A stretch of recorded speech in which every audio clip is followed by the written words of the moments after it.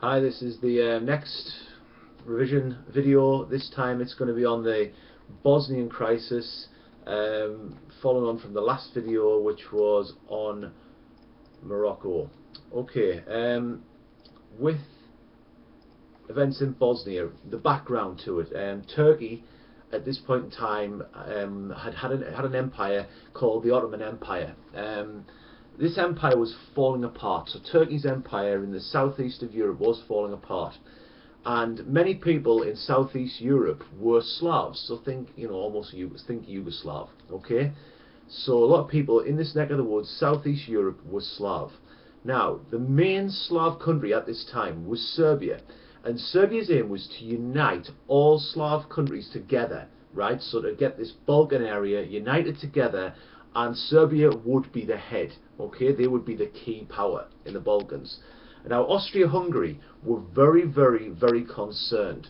Austria-Hungary was a huge power at the start of the 1900s. There were lots of races, lots of nationalities in Austria-Hungary, including Slav people. Right now, Austria-Hungary was very, very, very, very worried that if any group would leave their country, would go to aim for independence and get it, it could cause almost like a domino effect, and other nationalities within their country, their empire, would follow suit, and Austria-Hungary would fall apart. Okay, now in 1908 it really started to kick off. There'd been a revolution in Turkey, and Austria-Hungary decided to take advantage of this revolution, and they were going to annex Bosnia, right? So they were going to take Bosnia. Now, Bosnia used to belong to Turkey and would now go to Austria-Hungary, basically. The backstory to this is, though, is that prior to Turkey owning Bosnia, Bosnia used to actually be with Serbia, and the people in Serbia were Slav, and the people in Bosnia were Slav, and Serbia felt as though if Bosnia was going to go anywhere, it would go to them, and they were very, very, very, very angry and upset about this. Now, as powerful as Serbia was, they were not powerful at all compared to Austria-Hungary. So Serbia would turn towards Russia for help. And Russia had this almost like big brother relationship with Serbia.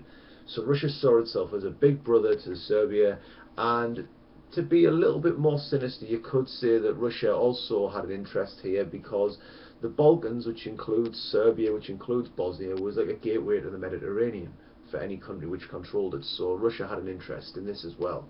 Now, Russia was very, very, very annoyed with Austria-Hungary because it had taken Bosnia without informing them, without telling them at all. They hadn't asked for permission, they hadn't made them aware of their actions.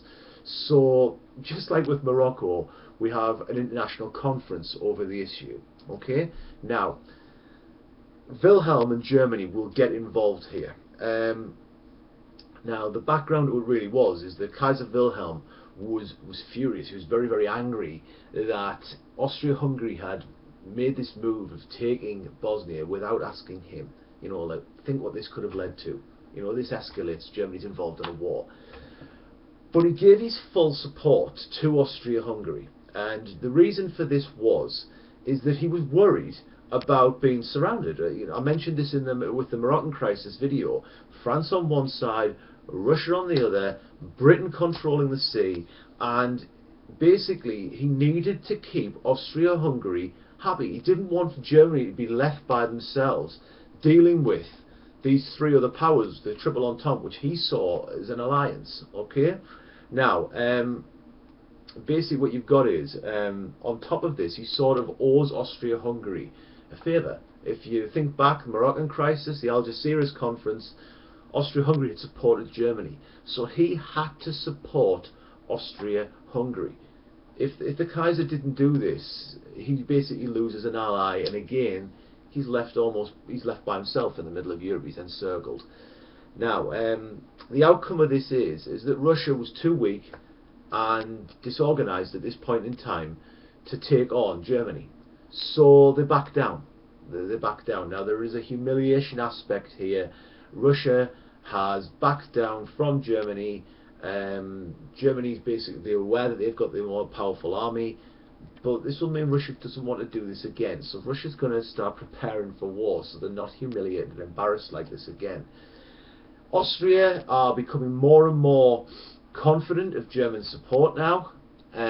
Italy, the other power in the Triple Alliance, didn't like Austria-Hungary's actions, and they started back away from the Triple Alliance. So they started to become less involved in it. As I've said, Russia, they're very much humiliated by this, and this will lead to Britain, France and Russia becoming even closer together, because all three of these countries had a legitimate reason to dislike Germany now. France, for what's happened with Alsace-Lorraine and the 200 million pounds worth of French francs, which came about with the Treaty of Frankfurt. You've got Britain, who's upset because of Germany building a navy, German involvement of the Kaiser giving his views in the Boer War, and also there's just worry about Germany's power in Europe. And now Russia has been embarrassed, has been humiliated by Germany, so we unite over a common enemy. At the same point in time, Serbia had to accept this, and because they accepted it didn't mean they liked it. So they're not going to just give up on Bosnia, and they're going to want to get Austria-Hungary back, and they're going to hope for Russian support. So you can make links here to the start of the Black Hand, which will play a huge role in the Ferdinand assassination, which I'll touch on in another video. Okay, so thanks for watching. I hope it helps.